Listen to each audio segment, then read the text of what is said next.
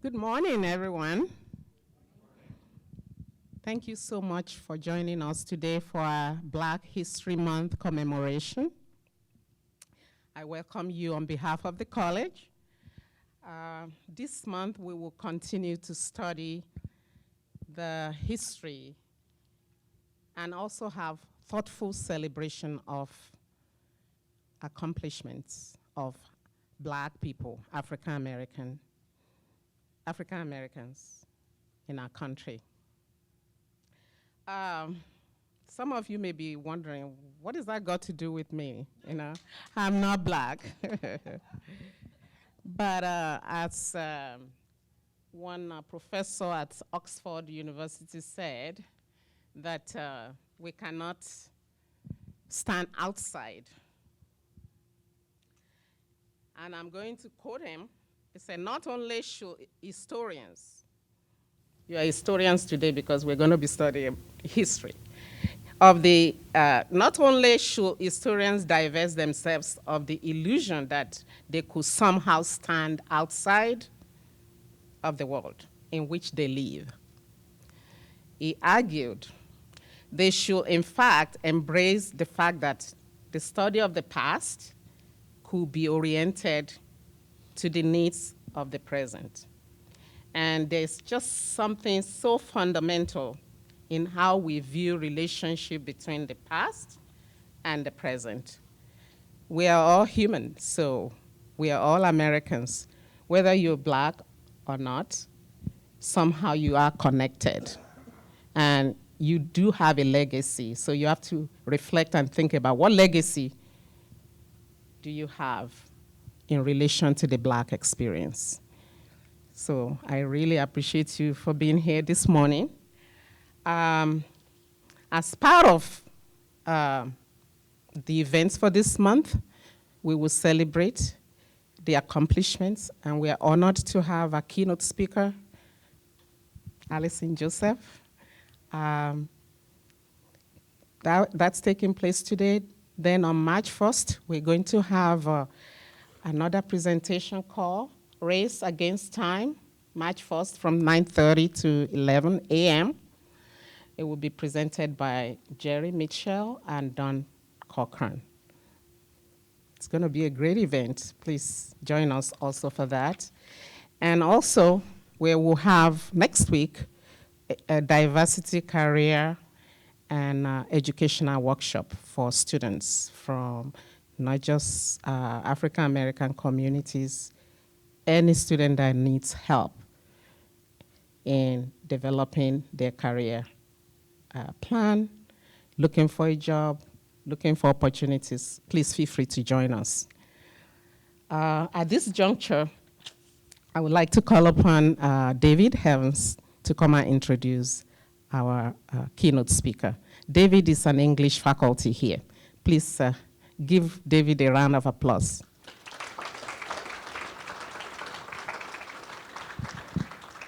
Thanks, Toya. All right.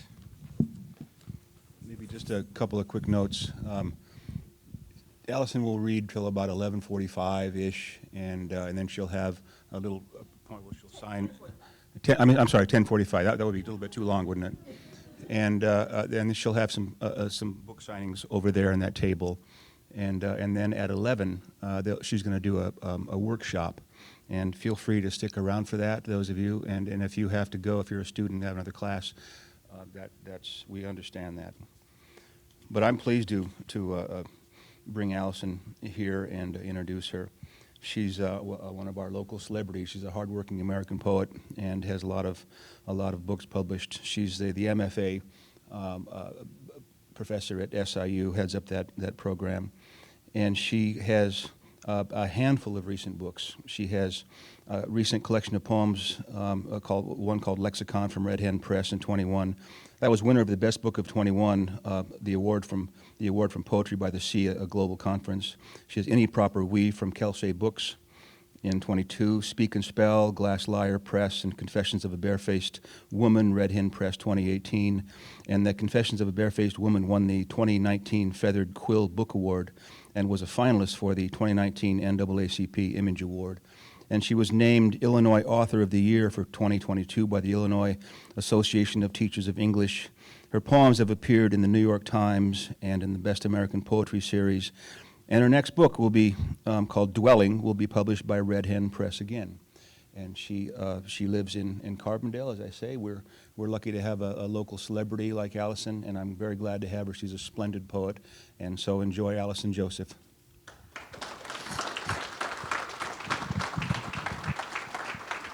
Oh, do I need the... How should she do this? Do I need the microphone? I do need the microphone, don't I? Yes. When they ask you if you need the microphone, use the microphone, because there are people who need to hear you, literally and figuratively.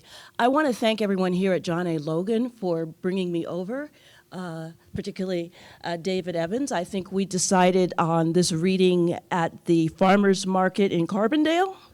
So all literature starts locally. That's one thing I want to say today. And thank you, Toyin, and thank you everyone here at John A. Logan.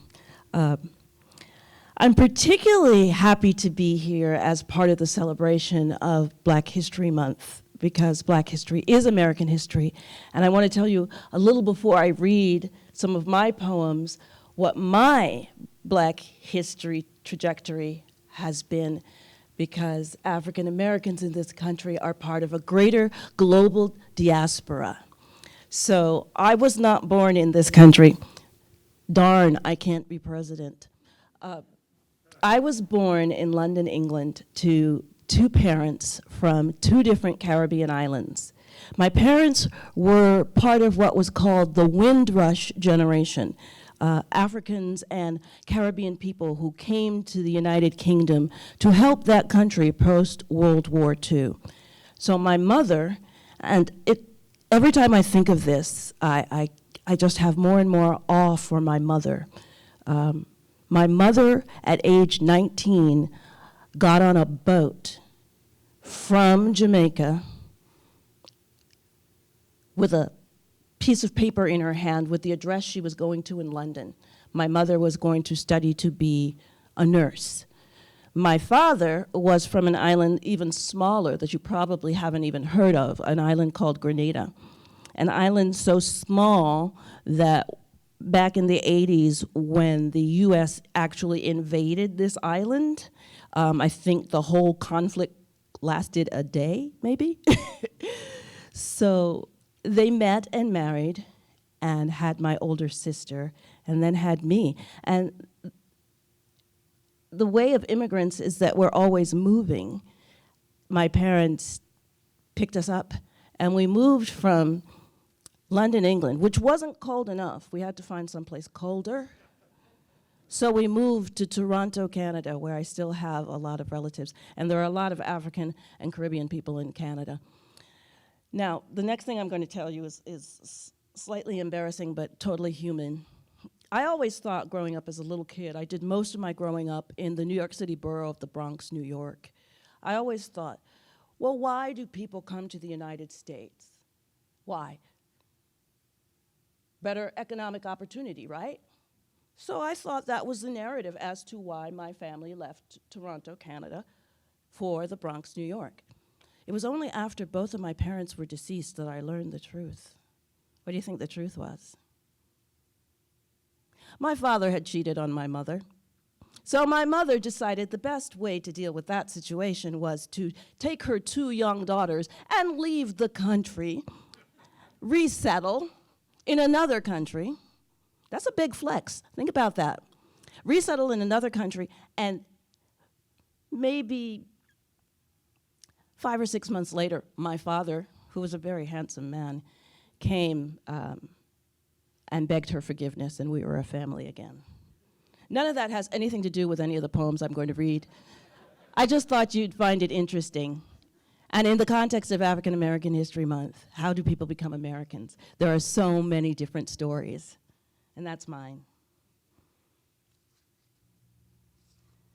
So I write a lot of poems. Some of my poems rhyme. Some of my poems are narrative in that they tell stories. So I'm going to move you from initial poems that are more lyric poems And if you study poetry, you know lyric poetry means poems that are meant to evoke an emotional response, to more narrative poems, poems that tell a story. And I'm going to begin with some poems from this new book of mine called Lexicon. And I am a poet that loves words, like every poet should. If you're going to get into this po-biz, which anyone can, there's no ceiling. You don't age out.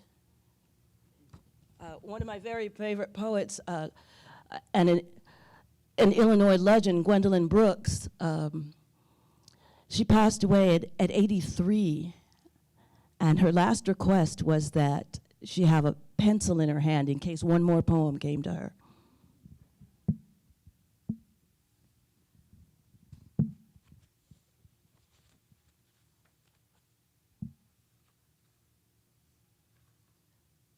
So what can poetry do?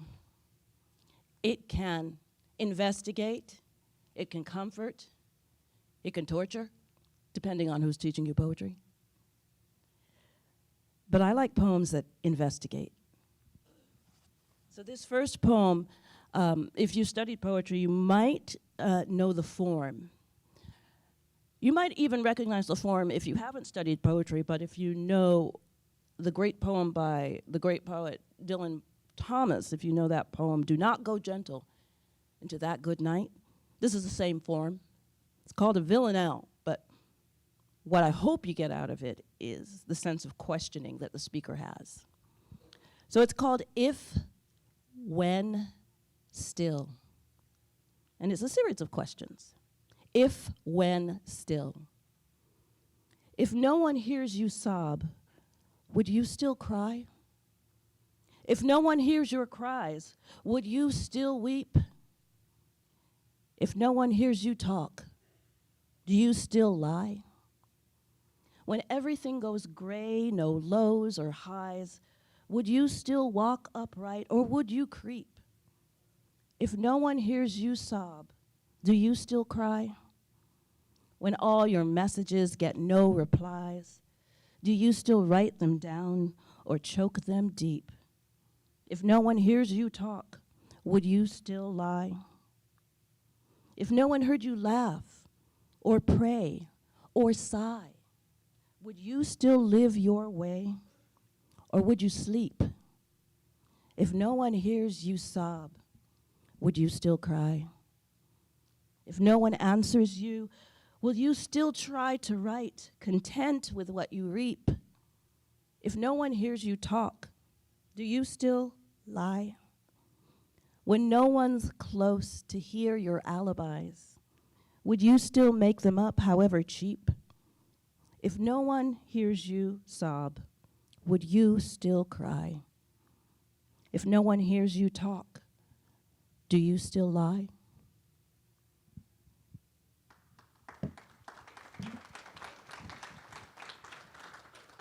The questions that that particular poem asks, the speaker is asking those questions to herself, became even more pertinent during the last couple of years when a lot of us were very isolated. And for me in particular, preceding the bulk of the pandemic, I had lost my husband. So these were questions that I was asking myself in the sense of isolation. You know, if you are isolated, do you still try to participate in what we call life? It's a scary question. So that's definitely a lyric poem. And because this book, Lexicon, is all about language, I investigate words in it. And one of the words that I keep coming back to is grief. And I just mentioned that I lost my husband just a few years ago, but this book has poems about grief as a feeling. If you've lost someone close to you, first of all, I commend you for getting up and continuing with life, because if you've lost someone close to you, your mother, your father, your husband, your brother, your sister, your cousin, your grandparents, if you've lost someone that was a lifeline to you, at least in my experience, one of the hardest things is to want to continue living yourself. And grief itself, just as an emotional state, is hard. It's hard, physically hard on the body. So this is called Grief, a Complaint. I hate its dirty work, messy with tears, sweat, mucus, eye crust. Hate that dry, tight feeling your chest gets while you sob. Hate the morning after hangover, headache, after sobbing's ceased. Face aching, scalp tight. I hate the scent of flowers in a dusty funeral home. Hate the dithering over what to wear, black skirt, black dress, black pants. I hate chit-chat, forced smiles, turning up your mouth's corners as if you are happy, as if all the hugging and handshaking and back patting will do anyone any good. I hate the concerned relatives who deign to offer comfort, the family friends who want to know what you'll do with the house, cars, silver, furniture, never once asking how you'll pay the bills, parking tickets, back taxes. I hate the bitter commerce of funerals and cemeteries, rituals of burials and rites of remembrance that I want to forget as soon as they are over. Casket lowered slowly into its trench, my heels sinking into the just turned mud of recent departures. So a couple of notes about that poem. I had in mind, when I mentioned parking tickets, when my father passed away, the city of New York decided that, well, it's time to pay your parking tickets. And everyone had told me, oh, you don't have to worry. When someone dies, you don't have to pay their bills. Wrong! New York City was getting that money, and my father had a lot of parking bills. So the other thing I wanted to mention about this particular poem, that I wrote this poem before my husband passed away. So when it came time to celebrate him, which we did in November of 2019, I made sure it was a celebration. And I asked people to do two things. My husband's favorite color was blue, so I asked people to wear blue. I didn't want people wearing black. I asked them to wear blue, any shade of blue. He liked sort of a dark royal blue. And I asked them to bring cookies. Because every day at lunch over at SIU, my husband worked on campus and was a poet as well. We would go to lunch together. And if you've been over at the cafeteria at SIU, they have these big-ass cookies. And I always get into this little argument with him because he'd want a cookie. And I'm like, you shouldn't have a cookie. You're a diabetic. You shouldn't have a cookie. And he'd say, I'll split it with you. I'm like, okay.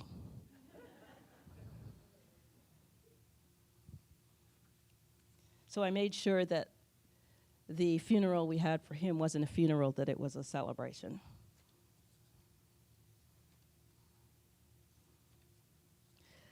This next poem is a response poem, which if you're looking to get into poetry, it's one of the easiest ways. It's like, say you don't want to write about yourself, which is fine.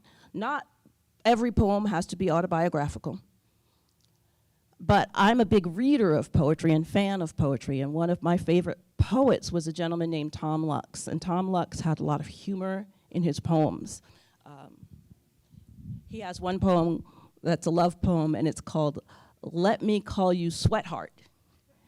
And it was based on a piece of graffiti that he saw where the word sweetheart was misspelled as sweatheart. So I just admire, taking something small like that and blowing it up into an entire poem. But there's a poem of his called All the Slaves. And this poem has always puzzled me.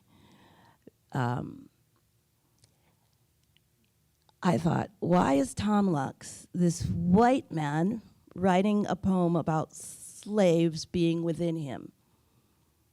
And just saying the word slavery these days is really charged for a lot of people.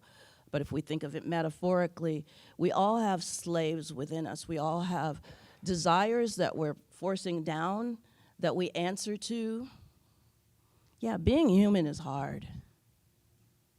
It's a lot of stuff in our heads. And even if we don't acknowledge it, it's there. So this is my answer to Tom Lux's poem, and it's called Insurrection. Look up his poem, it's called All the Slaves. I thought, let me write an answer. Insurrection. All the slaves within you are planning to rebel, tired of your psyche, its thorny brand of hell. They're planning to rebel from what you've made them carry, the lies you've deigned to tell, your undetected fury. From what you've made them carry, their backs are bent, bruised, blue. Your undetected fury set loose inside of you.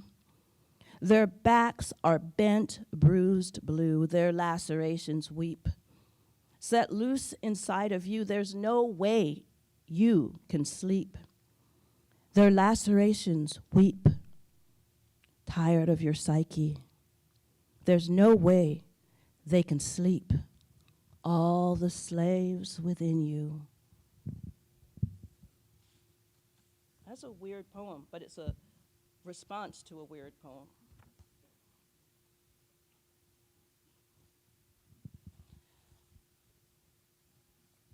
So you might wonder how I got here. How did I get to Southern Illinois? This girl from London, Toronto, New York. Well, I went to college in Ohio, and that was my introduction to the Midwest. And you might be saying, Ohio State? No. I went to a little tiny college called Kenyon. It's not in Africa. It's the college that gave us such luminaries as, let's see, Paul Newman, Allison Janney, E.L. Doctorow. In fact, I met the famous novelist E.L. Doctorow once at a book signing, and I said, you and I went to the same high school, and he said, you went to the Bronx High School of Science? And I said, yes. So I got here because I was teaching at my husband's alma mater. My husband was from Little Rock, Arkansas. Yeah. And we met in Bloomington, Indiana as graduate students, because where else does a girl from the Bronx meet a guy from Arkansas but Indiana? And we got married there. And we were broke-ass graduate students. The more education you pursue, the more in debt you become. I hate to say that, but it's the truth. So when we got married, we did not have an official wedding. We decided to get married in December of 1991, I believe. And then had that romantic notion. You see in television shows all the time, people going to the justice of the peace, like in the middle of the night, and the justice of the peace is like, yes, I'll marry you. That's a load. It's a total load. If you wanted a justice of the peace, you had to reserve them like 3-4 weeks in advance, and we were sort of spur of the momenting it. So someone told us, oh, if you go to the city clerk's office at City Hall, the city clerk can marry you. I'm like, okay, we'll do that. So we made an appointment with the city clerk, and she said, come back at this time, and I will marry you. We came back on that day, which happened to be December 30th, and she was sick. She was out. So the assistant city clerk married us. She was like, I'll have to go find a robe, and her little sneakers were sticking out from under. So I didn't have a big wedding, but our marriage lasted until my husband's death, which was, our relationship lasted 31 years, and our marriage lasted almost 28. So I got married in an ordinary dress. So this is the story of that dress and that day. It's called Ordinary Dress. I never cared for wedding gowns. Got married in purple and black, a dress with black buttons up and down. It hangs in my closet still, stuck in the back. Got married in purple with a black collar, long sleeves, hem right at my knee. It hangs in my closet still, stuck in the back. It's too tight now, too small for me. Collar, long sleeves, hem at my knee. Cloth too thin for Indiana winter. It's too tight now, too small for me. All I can do is remember. Cloth too thin for Indiana winter, December. Wind whipped it open. I had to pin it shut. All I can do is remember my sheer stockings and my trembling. When wind whipped it open, I had to pin it shut with a borrowed safety pin. My sheer stockings and my trembling made no difference to my future husband. Held together with a borrowed safety pin, I said vows I've since forgotten. Made no difference to my husband, who cares little about how fat I've gotten. I said vows I've since forgotten. Keep a dress with black buttons up and down. Don't care about how fat I've gotten. I'll never wear a wedding gown. Thank you. A couple of things about that poem. The speaker declares they'll never wear a wedding gown, but I am absolutely hooked on that show, Say Yes to the Dress. Like when they do those marathons on TLC, I'll be like, okay, that one. Oh, no. The panina, get the panina. And the other thing is, the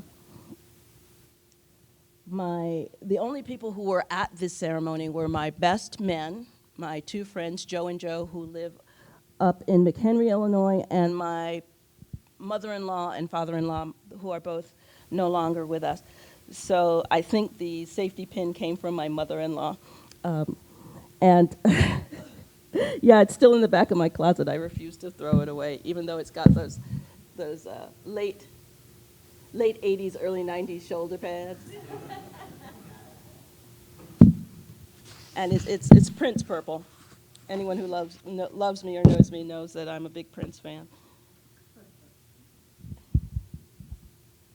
So I'll read one more from this book and then read a few other poems. So yesterday was Valentine's Day, and I got through it.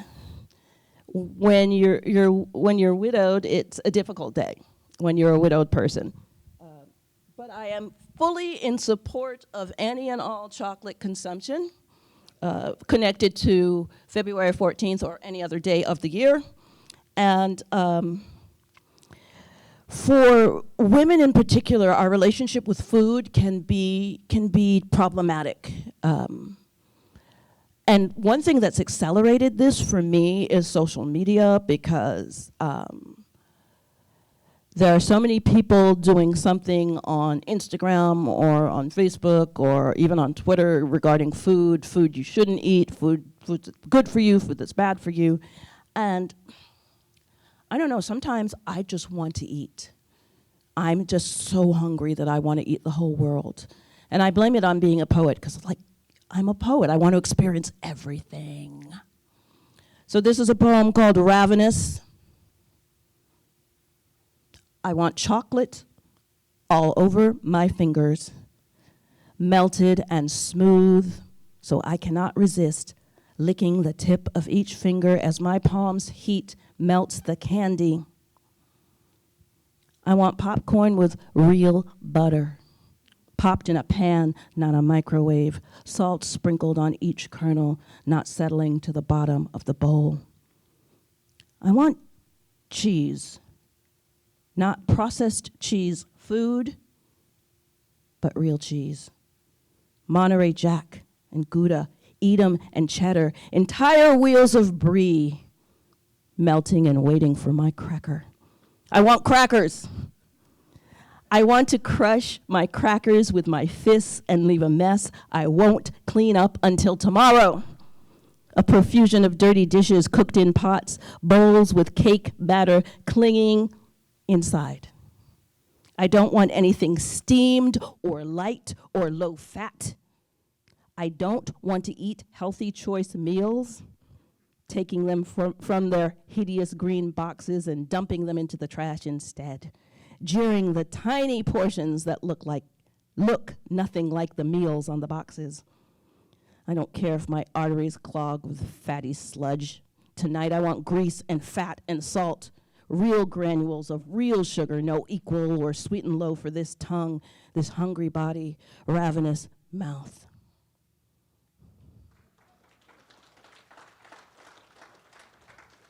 Now, of course, you can't eat like that every day, but every once in a while. I was just out in Boston, but I didn't get a chance to do what I wanted to do in Boston, which was eat a mess of seafood, because, hey, it's Boston. So I came back through Chicago and was at my favorite hotel. There's this Hampton Inn down by the river that is an Art Deco Hampton. It's got this gorgeous Art Deco lobby. You're like, Hampton Inns usually are like very sterile and boring, but this was originally the Chicago Motor Club, so they've got this Art Deco map of the United States on the wall. And I knew that I'd be alone on Valentine's Day, so I'm like, I'm taking this girl out, solo widow date. So there's a place called Fisk and Company. I had the mussels. I had the tiramisu, I had the New England clam chowder, and I had the wine. Just every once in a while, if you can afford it. And you know, if you're eating ramen most days, hit somebody up, a rich relative, somebody. Be nice to Aunt Dolores, and you know.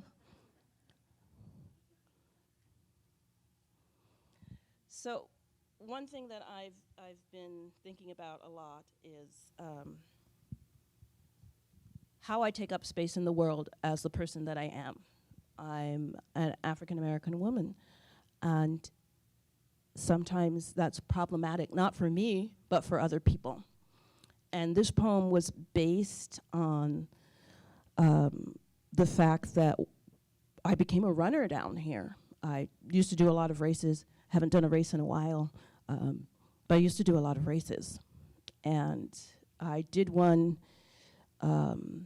locally, and I actually got lost because I have a very bad sense of direction.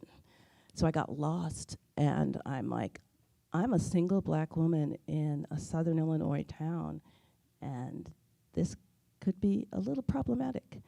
Those of you who know the history of this region know that we have towns around here that were sundown towns. And the definition of a sundown town was that if you were a person of color, you were not to be found in that particular place, in that particular town after sundown, or something bad could happen to you. And this is flashing through my mind as I'm on the course. I have eventually found my way back, and I don't even remember if I finished the race or whatever, but this poem came back to me with the Ahmaud Arbery case. But you might remember that case. He was out jogging and stopped to look at a house being constructed, and 3 men took it upon themselves to deputize themselves and harm him and take his life. So this is a poem called Running While Black. The fact that you unleash your pack of snarling, angry dogs the moment I trot by, tank top soaked through, sweaty shoulders bare. The fact that this neighborhood at the edge of the milk factory and trailer park is where I shouldn't be caught occurred to me just as your German shepherd lunges, his owner too lazy, unable, or unwilling to leash this animal's muscled anger. There are places a woman dressed for motion shouldn't go, crossings that common sense and history should keep her from. Yet my stubborn brown body wants to go where it wants to go, foolishly thriving on its own speed. I know that a flash of bare legs is signal to some that I am there for the taking, to be spat at, mocked, forced off the road into side ditches, black puddles.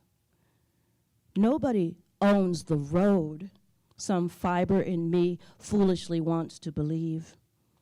I tell my friends, I get up before the rapists and killers. when they cluck about treadmills and safe gyms. A woman should be able to go wherever she wants without being bruised, hissed at, shouted at, bounce them tits, girl, speed it up. Why then am I the one shamefaced and sputtering in rage? Why am I the one they'll blame when days later my body surfaces in that roadside trench, that last chance ditch?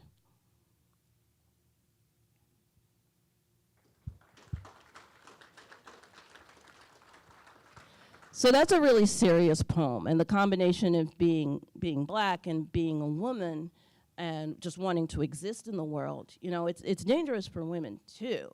You know, we know that. And we know that college campuses can be wonderful, wonderful places for women, but we also know that they can be dangerous places. So the flip side of that poem, which is a very serious poem about serious issues, racism and sexism, is this runner's poem. If you run, either, you know, as part of a team or by yourself, if you run to do races, or if you run just for health reasons, or for me, I do it so I don't hurt other people. Like, it's a really good way to get anger out of your system.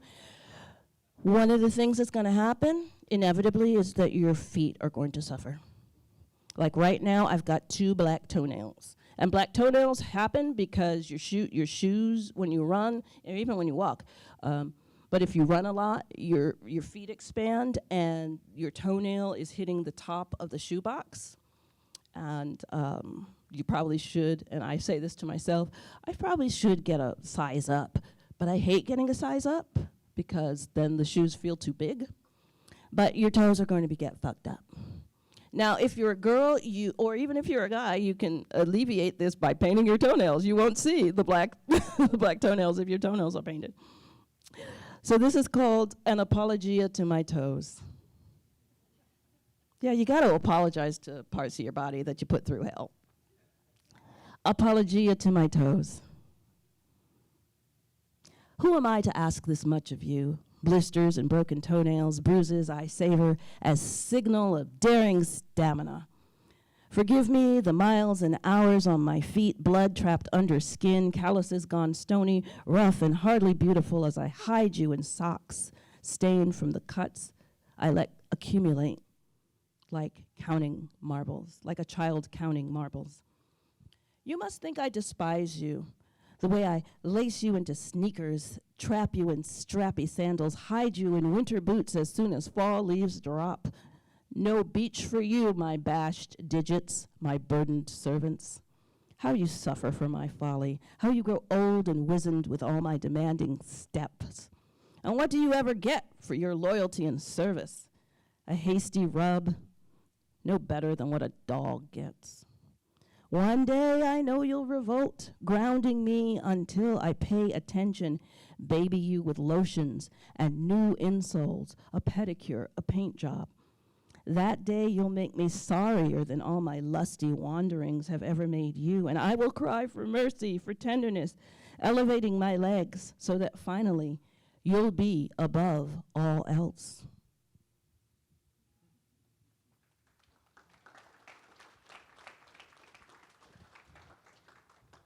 Okay, so this is African American History Month, and I am so pleased to be here. But next month is Women's History Month, the month of March. So this is for all the women in the room, all the women identifying people, yes. And sometimes you have to write a poem that makes you feel good and that makes other people feel good. A lot of my poems make people sad. It's like, you write about such sad things, or heavy topics. You write about such heavy topics. Sometimes you gotta write a poem that makes you feel like, yes, we are bad, in the good sense. So the form of this poem is a ghazal, which is a form from the Middle East. And the poem is structured in 2-line stanzas, couplets. So there's also rhyme and repetition, which you'll pick up. It's called Sisterhood Ghazal. Be the woman you're destined to be in this life, graceful in motion, dancing free in this life. Buy tickets for any train, bus, plane, or cab. so much to hear, do, think, and see in this life. Speak with body and voice, flowing hands. You don't always have to agree in this life. Lay burdens down on altars by lakes, places to which you can flee in this life. Eyes to heavens, fingers to sky, hands up to feel the glee in this life. All numbers on the scale act shady. Not everyone's size 3 in this life. Beads and bracelets, bridges and bayous. Don't have to be one she in this life. A book, a pen, a solemn afternoon. Savor your cups of green tea in this life. Poems should be courted like a bride. Get down on one knee in this life. Come up for air beneath the glamour. Listen for your own plea in this life. Every taste and flavor, every grain. So glad you've come to me in this life. Okay, I have 2 more poems. Thank you. Thank you. You've been such a wonderful audience. Such a wonderful audience. One thing I get from my father is the love of doing voices. So I will do 2 more poems, and then I guess we'll do a little Q&A.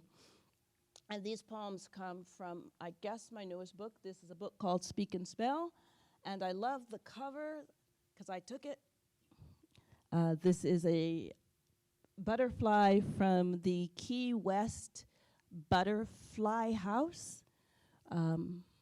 One of my husband and I's trips, since we were poor, broke graduate students when we got married, we always tried to, each December, take a trip somewhere. And one of the trips we took was to Key West down to Florida. And they have a butterfly house there. And I took this picture, and it became the cover of this book. And this next poem is dedicated to him. And if you're in a relationship and you travel away from that person, I wrote this long before he passed. There's this very sweet longing that you get for that person if you're separated, even for a day. I think if you're doing love right. So this is called Traveling Alone for JT. I always miss you most when coming back to you from some faraway coast, some unfamiliar view. The closer I arrive, the further that I feel. Airports are netherworlds where nothing is revealed. I want to glimpse your face before I know I can, impatient for the place where I'll see you again. No crowded airplane aisles, no evening flight delays. I want to shrink the miles until they fall away. No suitcases to claim, no rush hour to fight. I'd like to blink my eyes, come home without a flight. At home, at last, with you, and weary from my life, I'm private once again, unfettered as your wife. Now, one of the things that's strange about life now is I'm usually alone.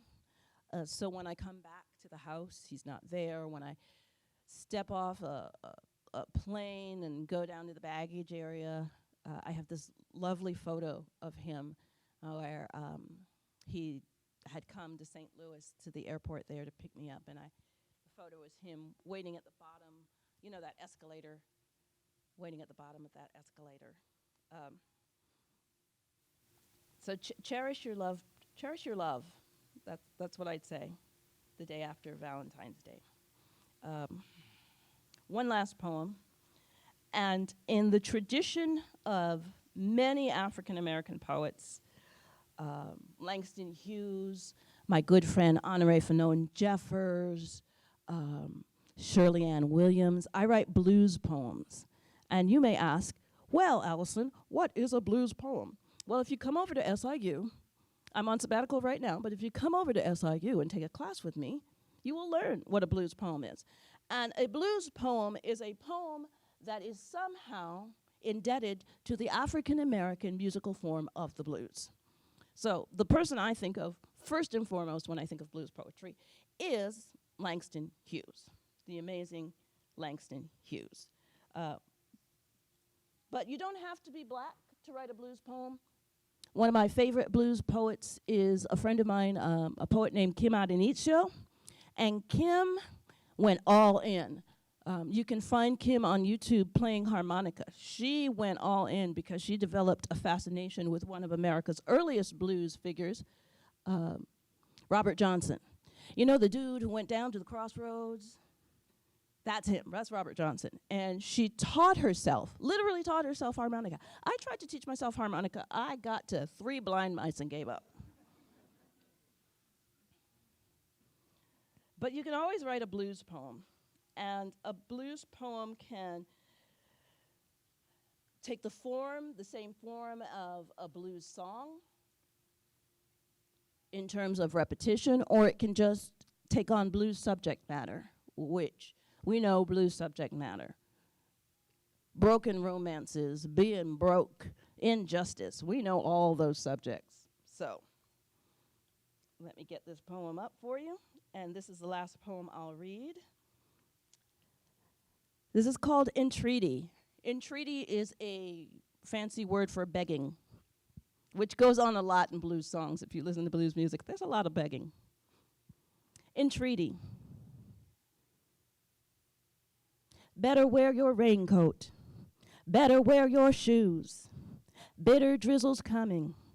Weather for the blues. Darkness soon will cover all that you can see. Better listen, brother. Wait to hear from me. Winter settles sudden, moaning weary winds. No one's stirring, moving, no messages from friends. Windows creaking open, shutters clang and bash. Sodden, broken branches, hear them thud and crash. Let me warm your body, let me keep you well. Let me be the woman to break this season's spell.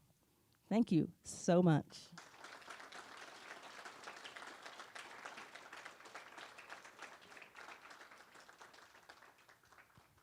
I'd be happy to answer any questions before we move to the book signing. And if you need to go to class, you know, I won't be mad at you. Yes.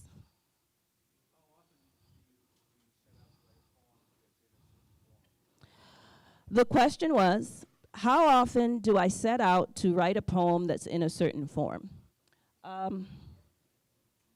I can never predict what form I'm going to use. Sometimes a line will come to me and I'll know right away, oh, this would be good as a first line of a sonnet because it has the rhythm of a sonnet's first line. Or I'll be, in the case of the poem I wrote responding to Tom Lux's poem, his poem is in a certain form, so I matched that form. But I write in every form because I teach all these different forms. And I write free verse, I write prose poems, I write vignettes. One of the things is the more you learn about poetry and the different ways and forms it can take, the more you feel comfortable, I guess, a kind of poetic code switching, moving from something very formal, say like a sonnet, to free verse. And I find when I'm writing a lyric poem, a poem that's basically a container for emotion, that I tend to move towards the lyric forms like the sonnet and the villanelle. And when I want to tell a story, often I move towards something freer, even if it does incorporate rhyme.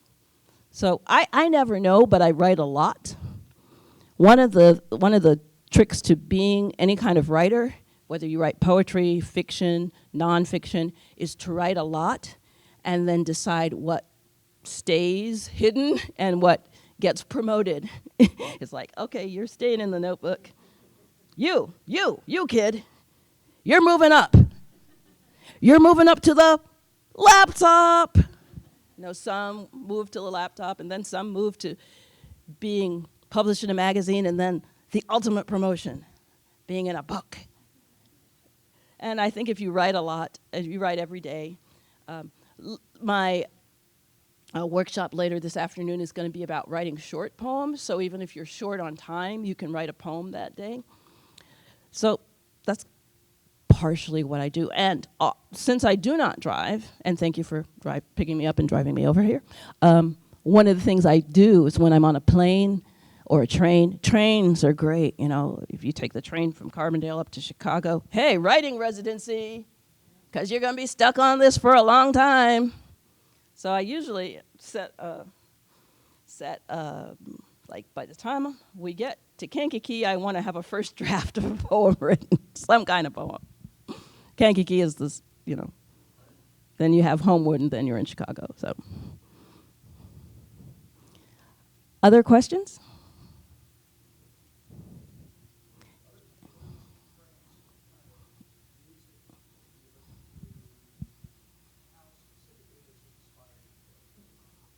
That's a good question. What sort of music do I listen to?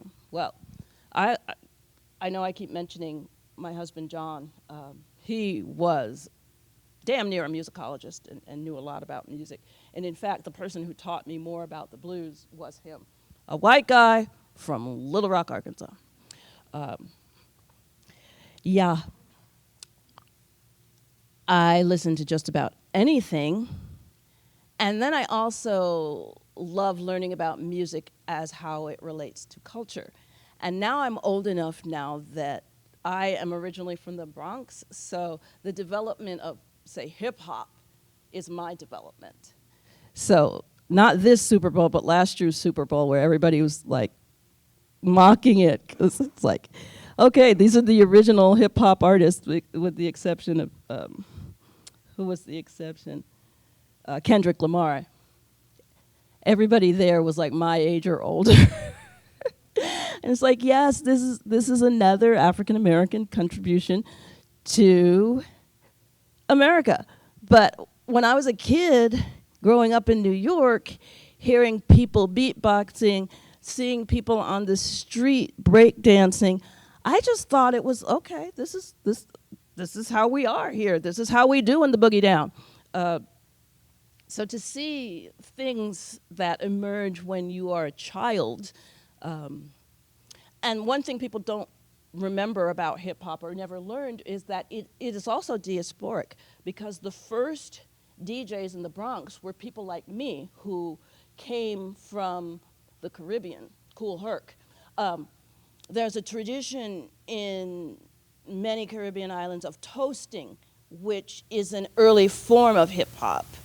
So when you get the crowd moving, you start talking over the record.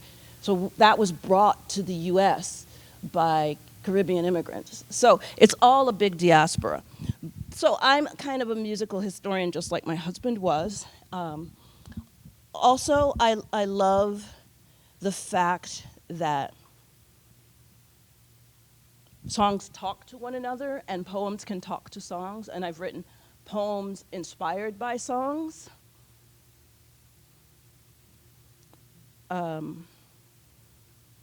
And I love writers who happen to be musicians. I'm not a big Bob Dylan fan for his voice. I'm a Bob Dylan fan for where he stands in cultural history and everything that he writes about. So I also bring music into my classes, and we'll do assignments that are based on songs. And I'm not teaching this semester, but one assignment my class will get the next time is, okay, everyone's probably heard Miley Cyrus's song Flowers, and Miley is on record as saying that that song is an answer song to Bruno Mars's When I Was Your Man. Like line for line, the line about flowers, I should have brought you flowers, and the retort in Miley's song is, I can buy myself flowers. So we would definitely do an assignment based on that. Like here's a poem, and you want to write a response to this poem. just like this song is a response to this other song. And lots of people were like, is that plagiarism? It's like, no, that's art. Plagiarism is when you take something, take somebody else's name off it, and put your name on it and present it as your own. That's plagiarism. Responding to another piece of art is called ekphrasis. Usually, ekphrastic poems, we think of a poet responding to a work of visual art, but I like to use the word ekphrasis as any artist responding to an artwork by somebody else. So, and I like to incorporate like visual art into my classes as well. I had the opportunity this year to see the art exhibit at the Museum of Contemporary Art up in Chicago by an artist named Nick Cave. Google him, amazing stuff. And I brought this back to class, and Nick Cave has these huge structures he calls sound suits. And they are very, very colorful, and they're gorgeous. But they're born out of pain, because he talks about how donning the sound suit is a construction that he can actually wear. And he talks about when he puts on the sound suit, it equips him to go out in a world that, as an African-American man, doesn't always respect him, particularly in the world of visual arts. So I did an assignment with my class, like, what is your sound suit? What do you have to put on in order to exist in this world and go out into the world? So those are the kinds of things. I think artists, whether you're a poet, a fiction writer, an essayist, a playwright, we constantly respond to the stimuli around us. And for me, music and art and books are all the stimulus that I thrive on. Any other questions? Yes, hello.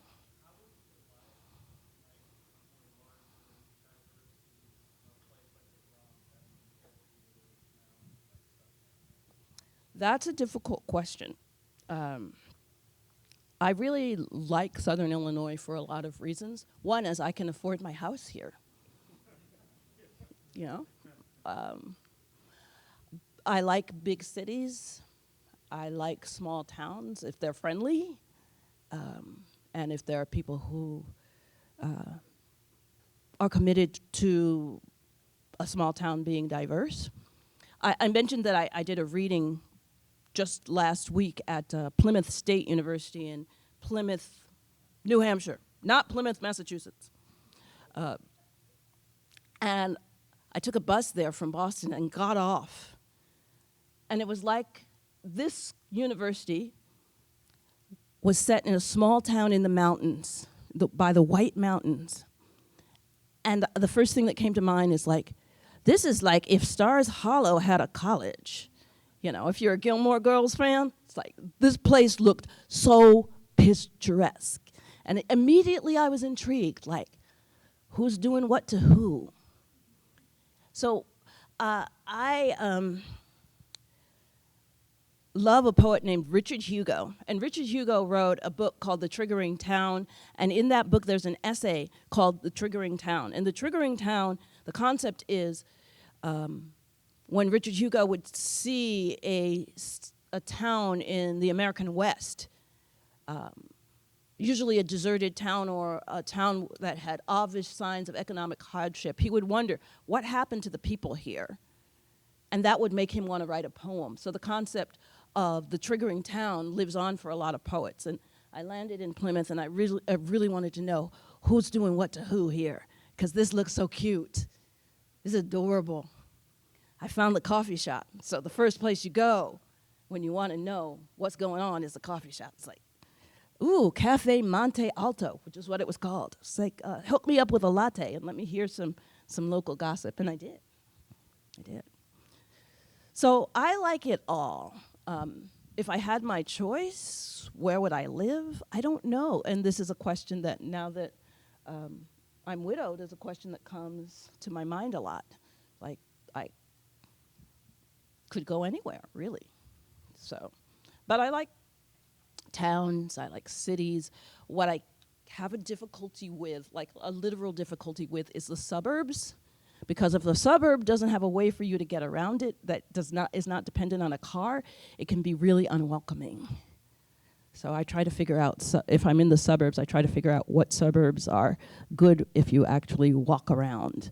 Like Evanston, Illinois, which is a city, really. It calls a suburb, but it's a city. It's where Northwestern is. It's like, you can walk around here. There are other places. I see them off the train. I'm like, I don't think I could walk around there. Gilman, no. It's a train stop. Any other questions? Yes. Are there young poets that you encounter that you just say to your students, you guys have got to read this?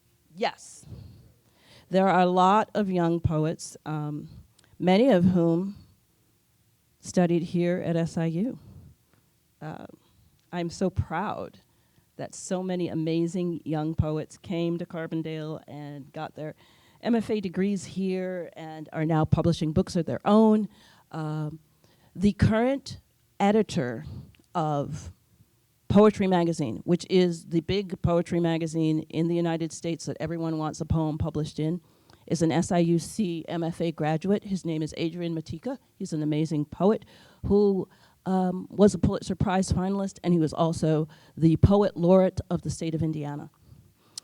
Also, over in Columbus, my girl Ruth Awad published an amazing first book that was a finalist, and then I think it won the Ohio Book Award. So we over at SIU have given birth to a lot of amazing writers. One writer who came through SIU years ago, who was one of our first students, John and me, his name is Ira Sukrungrong. He's a Thai American. He has published poetry, fiction, nonfiction. He's an amazing guy. And the circle closes because a couple years ago, he got a job at my undergraduate alma mater, Kenyon College, and he's now an endowed chair in writing at Kenyon College. So we have given birth to, just over at SIU down the street, to so many amazing writers. Ira did his undergraduate work here at SIU and then did his graduate work at Ohio State.